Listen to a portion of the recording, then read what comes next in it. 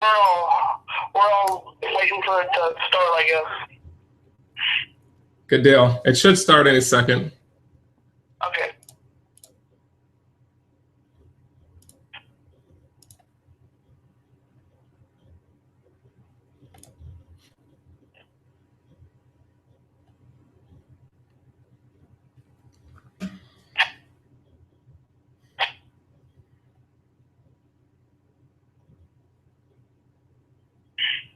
Good deal. Okay, it should start any second. Okay. All right, Jordan. Hey, everyone. Cutaplug here. Just getting everything technical set up, and we'll be ready to go. Jordan, can you hear me? Yes, I can hear you, but we can't hear you. Okay. You'll probably have to put your phone on speaker, possibly. It's on speaker. Okay. Then you should be able to hear me then. Yeah, if you need to put the projector audio on or something like that, you might set that up, but we're getting ready to get started. So my name's Rusty, aka Cutaplug, and Jordan from 417 Relic Hunters called me to do a seminar for him, a speech as a guest speaker. And since I live out of state now, I decided to do a webinar. And today I'm going to be talking about how to find a lot of silver coins and how to get permission to metal detect on private property. So I kind of started metal detecting when I was a little kid. I followed my dad around, but really didn't get into it until about 6 years ago. I'd say I got really serious into it. Started with an Ace-250, and then worked my way up to an AT Pro, then an E-Track. And about a month ago, I moved up to CTX. So just a little bit about my background. I was actually a member of 417 Relic Hunters, and a lot of the members in there really helped me to get started. I'll probably give some shout outs at the end to some of those guys. So, but I'll just jump right into it. And one of the first things I want to show you is this. Now, how cool is that? If we're doing a treasure hunting show, I should wear something like that, right? But no, I'm not gonna wear that the whole event. I think it'll probably distract away from everything. So, well, I just had to show you that. So the first part of this is I'm going to talk about how to find a lot of silver. And when I say a lot of silver, I mean 5 or more silver in a single day. So if you go out metal detecting, my goal is to get multiple silver. If I find 1 silver, it's good. If I can find 5 silver or more, it's a great day of metal detecting. So that's what I'm going to talk about, strategies, how to do that. And I'll just jump right into it. The first part is kind of an overview, and I'm going to talk about 3 factors that I think are absolutely necessary to find a lot of silver coins. The first is the equipment. I think you have to have great equipment. The second is the site or location. So you can't find coins if there's not any in the ground. And the third part is the user.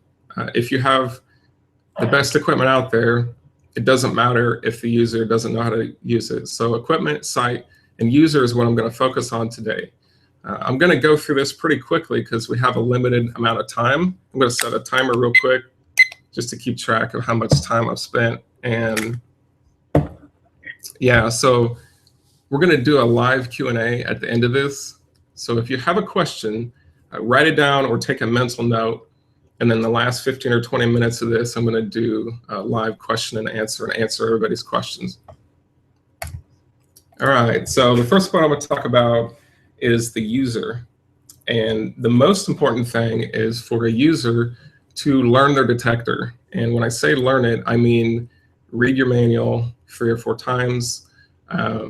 Do air testing. When you get your metal detector that same night, break it out, take a bunch of coins and junk and stuff and run over the coil and everything. I want to make sure, can you guys in chat hear me? I don't think I ever even asked you. If you can hear me, just click yes or type in yes in the chat room, please.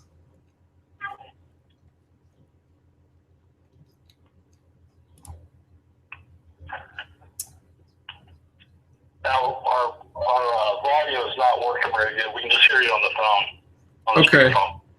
Yeah. So Clad Canadian says, seems to be working.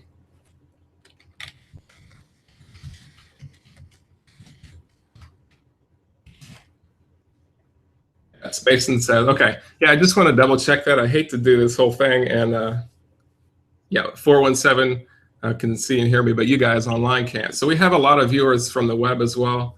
I just want to make sure real quick before I continue that you guys can hear me. So, okay, so do air test, practice in ground. If you have a test garden, go out, bury some stuff, practice, and spend a lot of time learning your detector.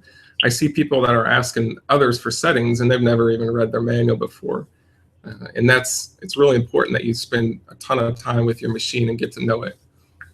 Learn to detect by sound. So a lot of people want to know what numbers a coin reads up at. So on the MineLab E-Track, for example, it might be a 12, 45, 1246 for a silver coin. But what they'll do is they'll stick to those numbers and they won't listen to the tones. So, on an E-Track, it can be a 1245 or it can be a 2645 and still be a silver coin. And they would skip it because they're too reliant on the ID and not paying attention to the actual sound of it. So every time you get a signal, listen to that tone. Listen from the beginning to the end of that tone to fluctuations in it. And then try to guess what you're going to dig before you dig it up. And that way you'll learn your tones, and then after digging literally thousands of targets, your brain can hear a tone and actually determine what that target is almost by not even looking at your screen a lot of the times. So focus on what you want to find. If you're looking for a lot of silver, if your goal is to get the most amount of silver that you can in a year or in a day, you need to focus on silver. So don't dig the low tones like junk. I mean, if you're digging, can slaw and pull tabs and things like that, then you're missing the opportunity to dig a lot of silver coins. And that's, if you want to focus, if you want gold rings, you need to focus on gold rings and not dig clad change. So I truly believe that to be successful doing something, you have to focus your whole energy on it. If you're looking for silver coins, focus on silver coins. Setting seekers. A lot of people will go out online, they do a lot of research and they try to find the best settings. Even though they're new at detecting, they ask this person and ask that person, they try to find the perfect settings, but they never actually go out and detect for hours and hours on end to get practice.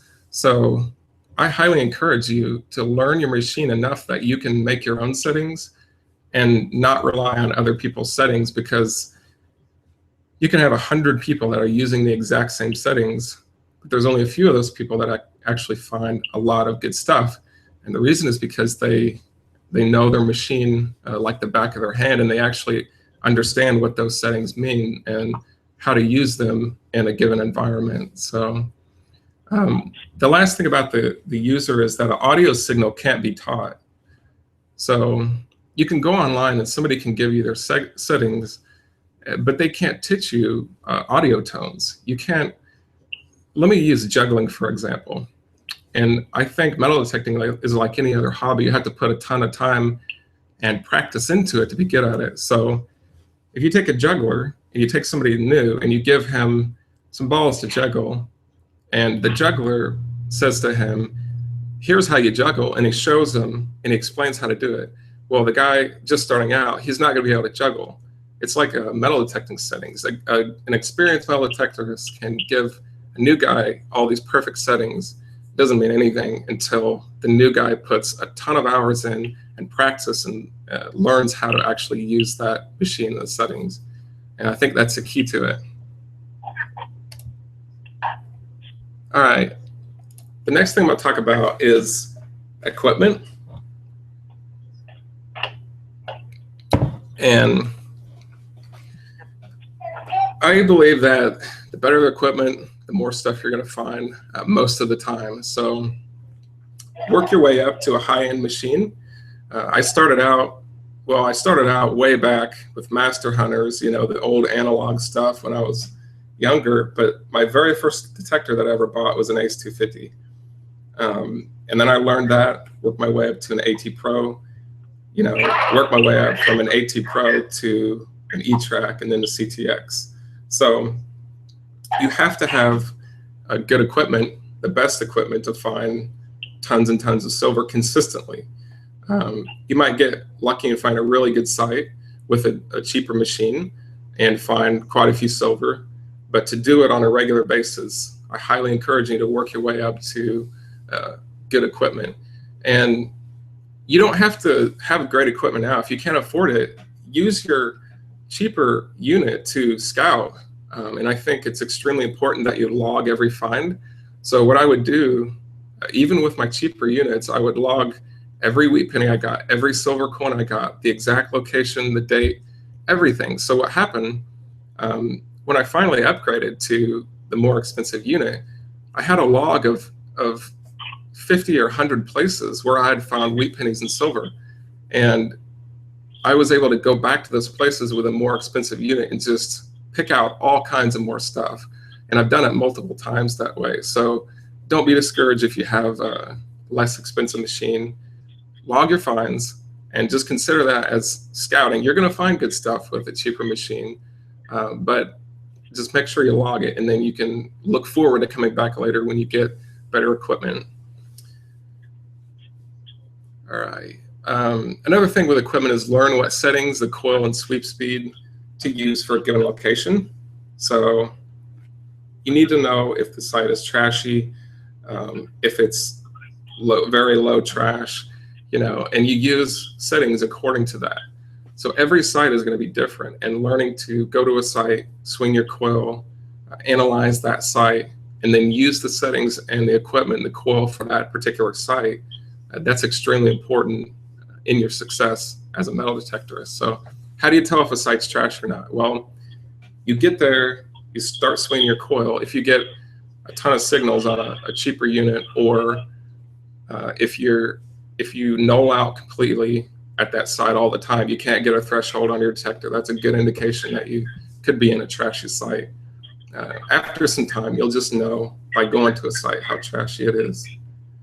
Okay, so if you have good equipment and you're not finding silver coins with it, then it has to be one of the other two things, either the user or the site. More than likely, it's the site. You need to go and look for better locations. And the site is the next thing I'm going to talk about.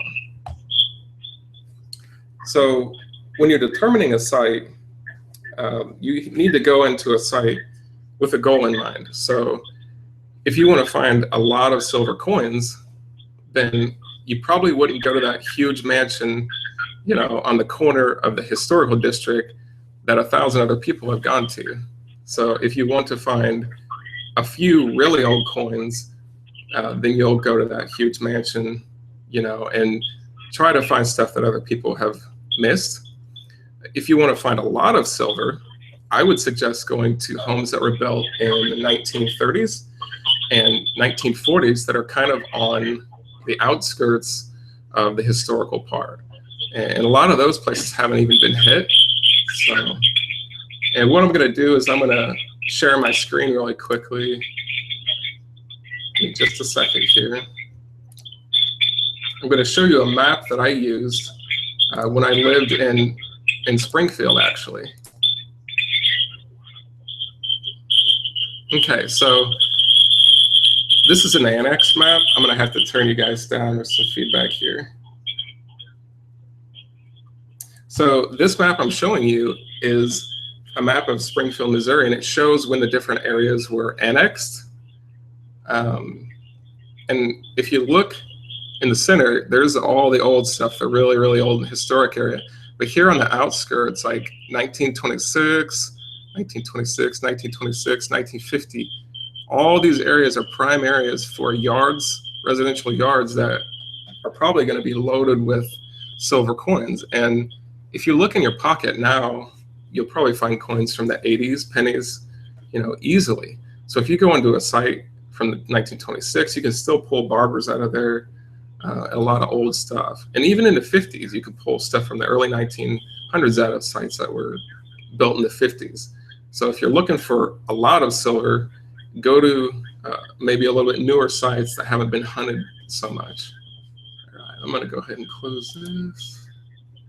All right, and another thing I want to talk about is your sweep speed. Everybody's heard low and slow, always, when metal detecting, but I sort of disagree with that. I don't hunt slow hardly ever. It just depends. So I always hunt low. So you want to keep your coil as low to the ground as possible. And you hunt low because you get more depth out of it. But here's what happens if you go to a site immediately and hunt slowly. Let's say we have 3 houses. Okay, I'll use a realistic example. I have 3 houses and I choose the first house and I go there and I hunt low and slow. But not knowing it, that house has been pounded before, okay?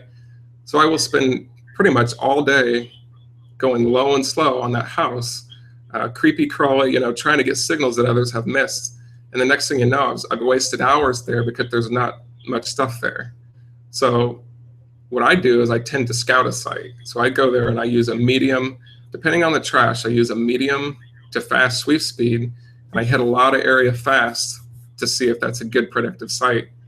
If it is a good productive site, if I'm finding a wheat penny or a silver coin within 20 minutes of being there, that tells me, okay, there's probably some stuff in here. And then usually what happens, if I find a good site, I'll pull a silver, pull another silver. Within an hour, I'll have 1 silver at least, or 2 silvers. And then if I determine it's a good site, then I just pound it out. Then I start low and slow, and I hit it in multiple directions. I'll hit it diagonally. I'll absolutely clean that yard out. So instead of wasting my time all day on the first house that didn't have anything, I can hit the first house, scout it. If it doesn't give anything up, I hit the second house, and then hit the third house. And the third house could be your money hole. Like, if you waste time on the first house, you'll never get to the other houses. So it's like an opportunity cost. But you scout until you find a good place, and then you pound it out. So you get the initial easy silvers that are shallow and whatever. Well, if you're finding shallow silvers, guess what? There's going to be deep ones there too. So you're not technically missing the deep coins. And I know people are going to say, if you don't hit low and slow, you're going to miss stuff. Well, what I say to that is, what stuff are you missing from wasting time all day at a site that's not productive? So, and that's really what I believe. And that's part of my success, it's just hunting efficiently. I look for sites that are productive, and I find sites that are productive. So, yeah. So look for grassy areas in parts of town that are old. One of the best places I ever detected was just literally grass and big trees between some houses. And I hadn't researched online. I was literally just driving around in town.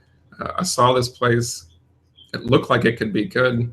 There was no park benches. There was no basketball court. There was absolutely nothing except grass and trees, but it was situated between old houses. And it could also be situated across from old houses. If it's a grass area across from houses, they can be productive too. But Dad and I pulled probably 50, 60 silver coins out of there. It used to be an old picnic grove, and it turned out to be absolutely amazing, but you wouldn't really see it on an old map or anything. Something I use for parks is a strategy where I'll hit areas that aren't as trafficked. So most people, when they go to a park, they think, where would people be at? By the pavilion or by the basketball court or whatever. And they'll go to those areas and they'll hunt it a lot. So either it's really trashy and a challenge area, or it's been hunted out.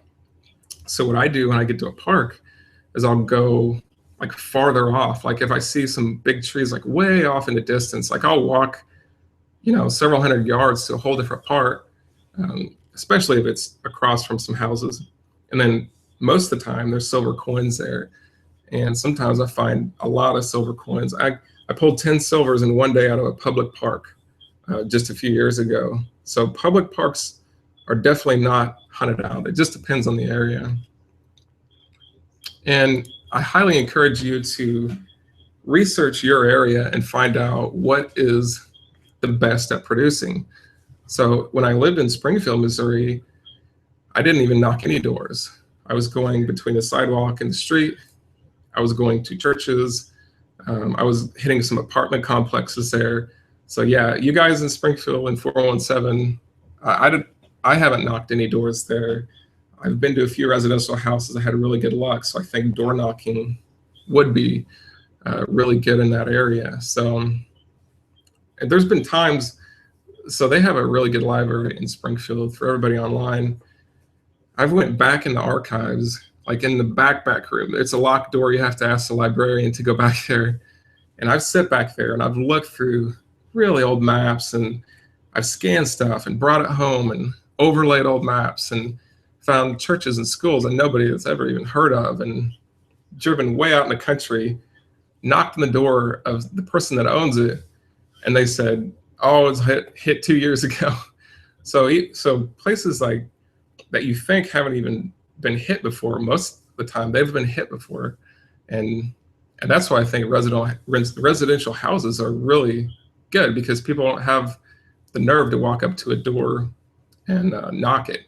So I highly encourage you, do extensive research, dig deep, try to find some places that haven't been really hit that much, go to them, see how much silver you find, and then compare that with just simply door knocking some homes that, you know, in the early 1900s or 1930s or 1940s, and try those out, and just see where you're going to find more silver. And I'm almost certain you'll find more silver just knocking doors. So, all right, the next thing, I'm going to summarize everything I just talked about real quickly. Use the best equipment. If you can't afford it, work your way up and always log your finds. Learn your detector inside and out. Decide what your goal is and then focus on it. If you want to find a lot of coins, a lot of silvers, focus on 30s and 40s homes. If you want to find really old stuff, you know, go to the 1800s homes, and then low and slow, you know, try to find stuff that other people have missed. Maybe you'll get lucky and find a place that hasn't been hunted out. And sometimes that is the case on the older stuff. Don't waste times on sites that don't produce. There's like 1 million homes out there. Depending on the size of your city, there's probably 10,000 houses in your city. I know they haven't all been hunted out. And then you have surrounding cities. So it really is, we only have so much time in a day, in a week, in a year. So I really think seeking out productive sites and then pounding those sites out is way more productive with your time. You'll find more stuff that way. And it's not like I don't find old coins. If you see my videos, you know I find 9 and 10 inch coins all the time. I find seeded stuff. So yeah, I just think it's more productive if you're looking for a lot of silver, hit those 30s and 40s places. A quick story. I had a house. Dad was down in Springfield. I had a permission lined up on a house, on several houses, and one was built in '64. And we thought, oh, it's newer, but maybe we'll get a Washington out of there. So pull up there. It's just a little old junky house, nothing big, but there's a couple of huge trees in the front yard. And I was using an AT Pro at the time, and I got a good signal, like 6 inches deep. Popped it out of plug, and it's like an 1876 seated half dollar in a house that was supposed to be built in 1964. So you never know what you're going to find. Another story is I got a seated dime in a public church, in a churchyard, 2 inches deep in Springfield. So yeah, there's still a lot of stuff out there to be found for sure. All right. Summarizing, determine what sites produce in your area. Try researching old places versus door knocking. See which one produces more, and then just pursue that, you know, road. And the last thing in summary is don't blame it on the hobby.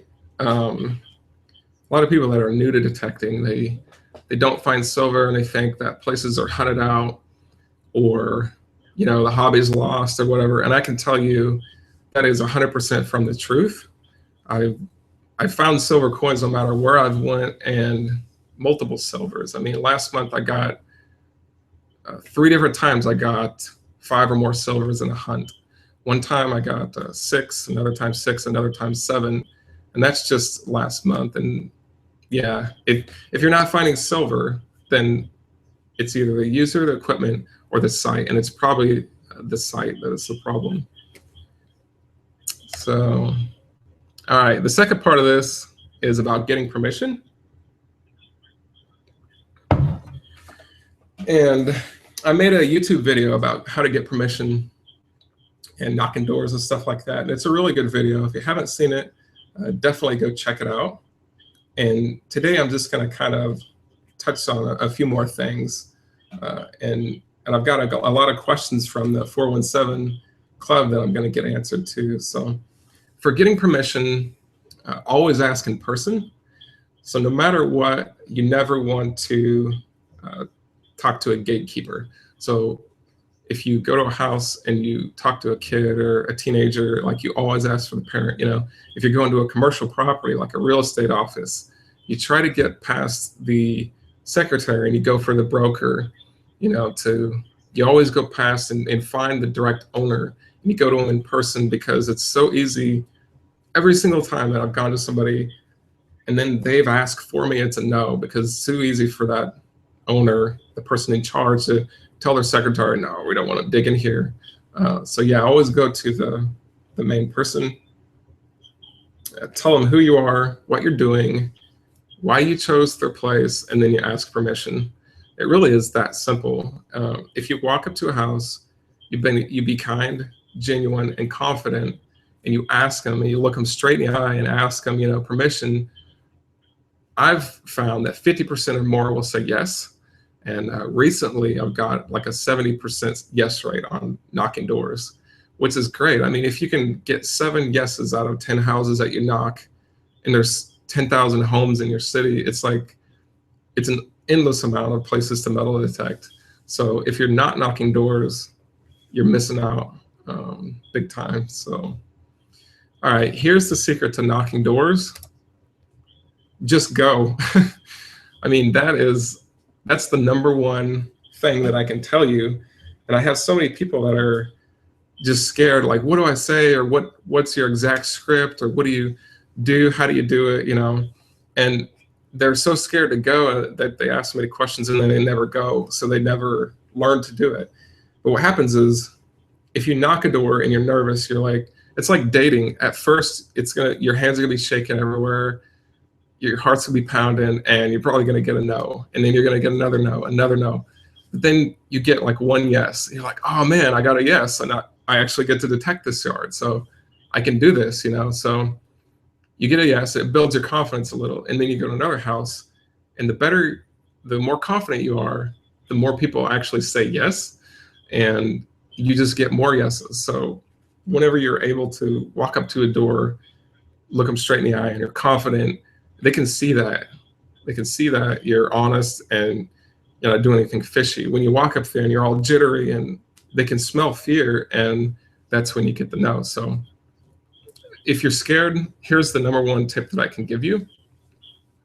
Pull up to a house, park your car, don't think about it, and don't delay. Just get out of your car and walk up there and knock it. Once you knock the door, you have to say something, right? And practice the script beforehand. Watch my video on YouTube on how to knock doors, and just write a little script, have it down pat, and just go, and you'll get good at it. Okay, I'll go ahead and share my screen. I've got some questions from 417 Relic Hunters, and I'm going to go through these and answer them all. Best way to discuss who keeps finds from private property so it's fair to the owner and the finder. I've heard that some people give a reward to people for letting them detect, such as a wheat penny or silver dime. Do you do this? No, I don't give any. I never give my finds away. I'm like a hoarder. I just keep everything. I guess I'm greedy. I don't know. I just don't like giving my finds away unless it's sentimental, like a gold ring. Last week or week before, I returned a lady a gold ring that she lost 30 years ago. She was 62. And it was a pre-engagement ring her husband gave her when she was 17. And it was a really good feeling to return that to her. And I always return stuff. If it's marked or if it's sentimental, of course I'll return it. But a wheat penny, no, I'm not going to give that stuff to the property owner. But how do you discuss it? So what I usually say, it depends on the owner. I give my little speech, I ask for permission. Usually it's a yes or no. You know, they say, I don't care, whatever. So we don't really discuss anything up front. If they say, well, if you find anything worth a lot, I get to split it or something. So I say, yeah, if I find something worth $1 million or more, we'll split it. Or if I find something extremely valuable, we'll split it. So I just throw something in there like that, you know.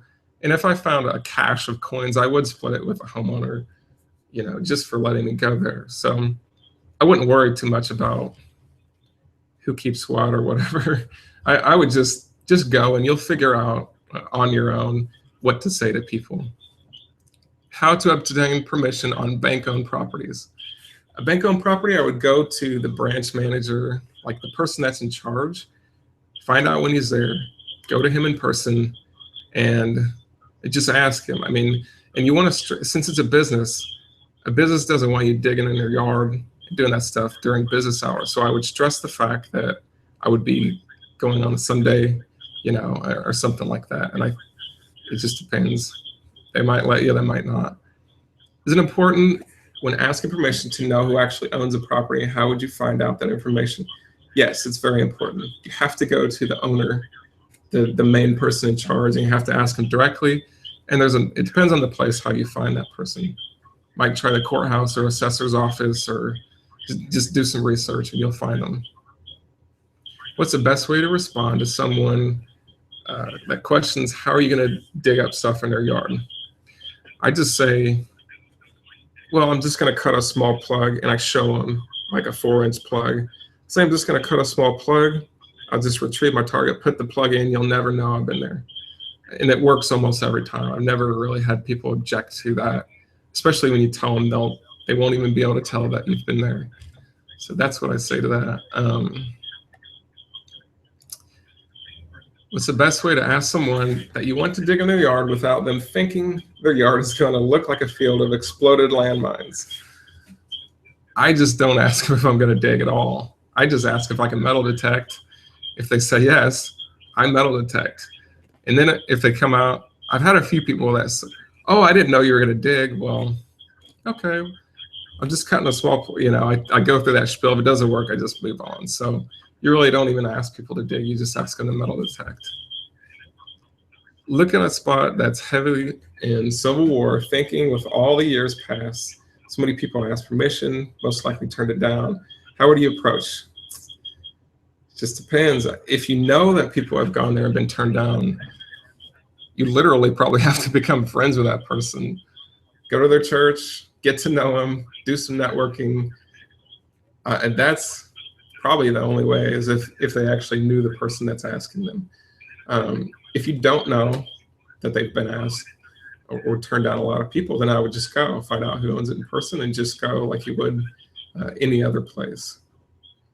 Would you ask to detect a school or need to ask? No, I don't usually ask public schools. I just go. How do you choose which places to ask permission and which ones to stay away from? So I don't ever stay away from places. I either ask permission or I don't ask. So if it's private property, you should probably ask, like somebody's house or something like that. You know, if it's public, like a park or school or something like that, just go. And that's the general rule. It's kind of, I don't want to really get deep into that. I don't want to tell you guys what to do as far as asking and not asking, because if you get a trespassing charge, it's not going to be on me. So yeah. Can you hunt on Missouri conservation land? The answer to that is no, you're not supposed to, but there have been cases that I know of that the ranger has let people. So the best thing you can do in that position is just contact the ranger that's in charge of the area you want to detect, and talk to them in person and find out if there's some kind of special permit you can get or whatever.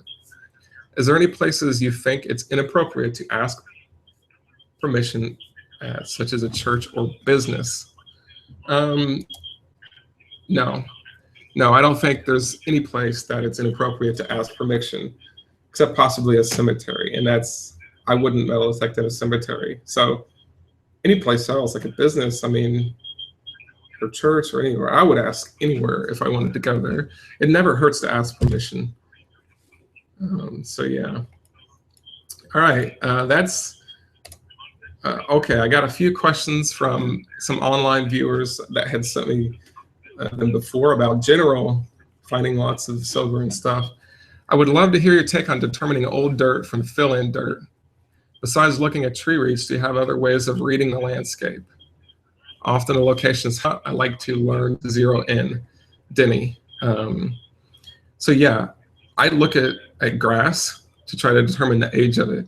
If you look at grass and it's really healthy and really dense and really thick, most of the time, or not most of the time, but a lot of time that can be like sod or fill dirt. If the grass is really thick and dense and it's completely dead and brown, it's probably fill dirt.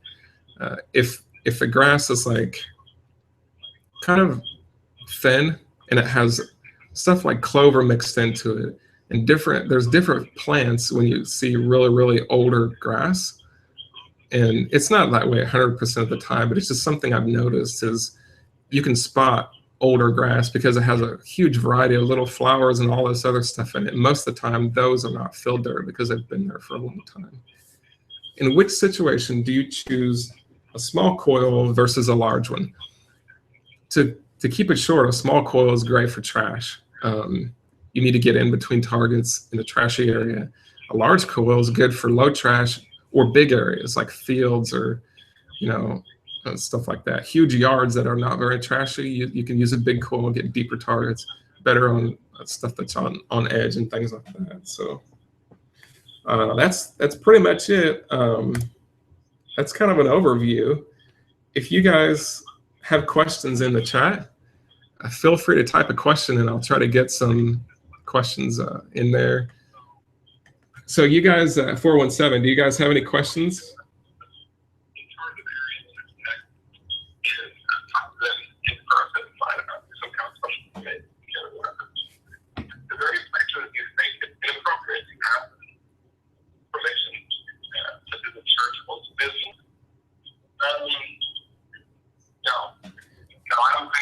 Yeah, it looks like there's a delay, so I'll just wait a minute.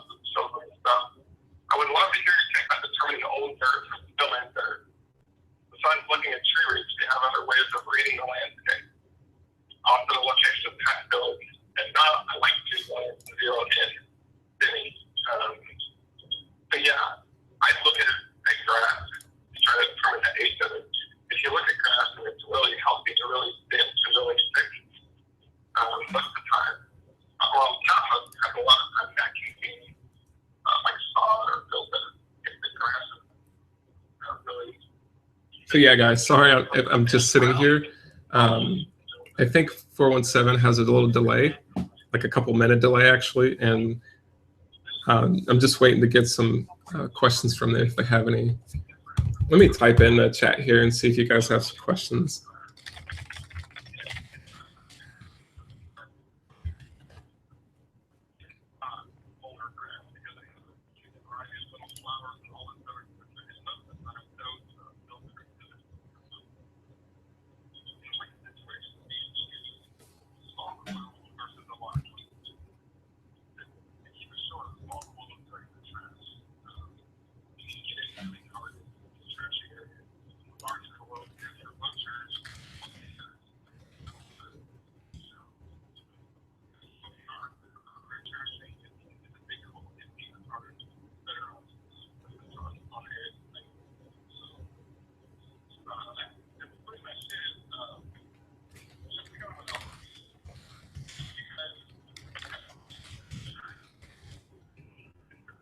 So being Ohio, I was asking my oldest find. My oldest find is from Missouri, from a public park, and it's a large cent from 1800 something. I can't. It's a bust large cent. I can't see the date. It's worn off, but they only made them up to 1808, I believe, or something. So 1800 something. My oldest dated coin is 1837, half dime, bust half dime. Oh my gosh, here's the question. I knew it would come up. CTX versus E-Track. Man, so I've used CTX for like thousands of hours, and I love the machine. And the only reason I upgraded is because I got a really good deal on CTX. I probably wouldn't have spent the extra $1,000 to buy it, but I got a killer deal on it, so I chose to upgrade. So far, I like the CTX. I don't think I downgraded, which is what I was worried about. I thought I've had so much success with the E-Track. Like, I was actually afraid that I might downgrade if I bought a CTX, but it doesn't look like that's the case. I took the CTX out. The first time I had it out, I just hit a really good yard. I got 7 silvers with it, and I was like, all right, it's good, you know. And I need like several thousand hours or several hundred on the CTX before I can actually compare it to the E-Track. So I'm not going to really go into that yet. I'll make a video on it later when I have more experience on it. But I like the CTX. It's done really well for me. I've pulled a ton of silver with it in the last month, and yeah, I really like the machine. I will note that I was on a hunt the other day with my dad, and I used the CTX to find a measured 9-inch wheat penny. Tried the E-Track over it using my settings, and it wouldn't touch it really. So the CTX went deeper on that than the E-Track did. On that, it wasn't a silver coin, but it was a wheatie, and it did better in those conditions.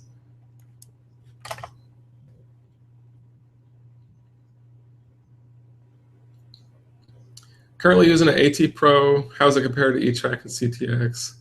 Do I think it's worth the money to upgrade? Yeah, if you're looking for old coins on land and you have the money, I think E-Track and the CTX are best machines out there for looking for silver coins. And maybe some people will disagree, you know, or start a conflict because I said that, but I truly believe that. I use them, and I think they're the best for finding silver. But I think for the money, I think the AT Pro is like one of the best machines out there, and it's great for water. I still use it for water hunting. Yeah. All right, let's see what else we got in the chat. What about NRCR? What about abandoned properties? How do you approach these? Abandoned properties, I usually knock on the neighbor's door actually and find out who the owner is. Sometimes it'll be on the same property as a homeowner, and I'll just knock that door. So most of the time I don't just walk into an abandoned property and hunt it. Some people do, but yeah, I don't really do that. If you could have one style coil, what would it be and why? In Missouri, it would be a large coil, but now that I got to Tennessee, it would be a stock coil. It depends on the sites you're hunting. So it depends on where you want to go and what you want to do with it, I guess. In Missouri, I found a lot of parks and a lot of open area with deep, soft soil where I could get super deep coins that others had missed, and that was my focus. There's not as many parks where I live at in Tennessee, and I'm noticing that the coins don't go as deep here. So I'm having better luck with a stock coil here, and now I use a stock coil as my primary here in Tennessee. Oh man, if you could only have, let's see, I already read that one.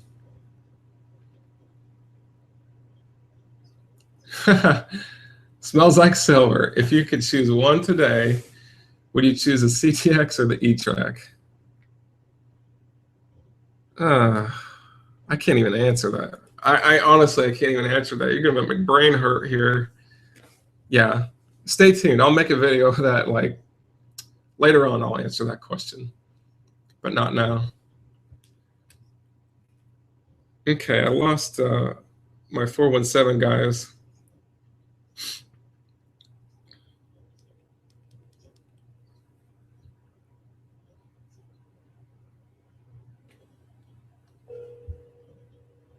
I'm going to try to call them and see if they have any questions real quick.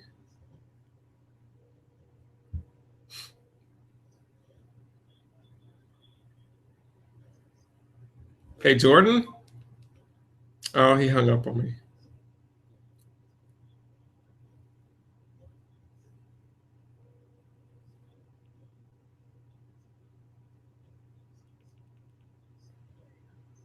Hey, Jordan. Yeah. Do you guys have any questions for me?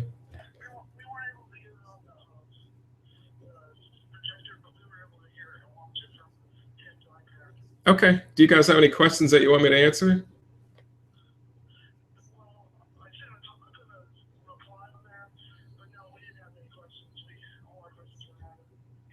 All your questions were answered. Okay. All right, guys. Thanks for having me. I really appreciate it, Jordan, and I'll talk to you guys later. I'm going to go ahead and end the seminar, buddy. Thanks. All right, guys. I guess that'll wrap it up for today. This will go live. This will be recorded and put on my YouTube channel, I think, automatically. If not, I'll put it on there. And if you have any more questions at all, just go to the comments there and ask them, and I'll definitely try to reply. There's so many questions coming through in chat that it's hard to keep up with all of them. So appreciate you guys watching. If you haven't subscribed, check out my YouTube channel. It's Cutaplug. And there's a button below if you didn't get to this by signing up to my newsletter. Just click that button and sign up. I got some free tips and metal detecting secrets and things like that. So awesome. Thanks for watching. We'll see you later.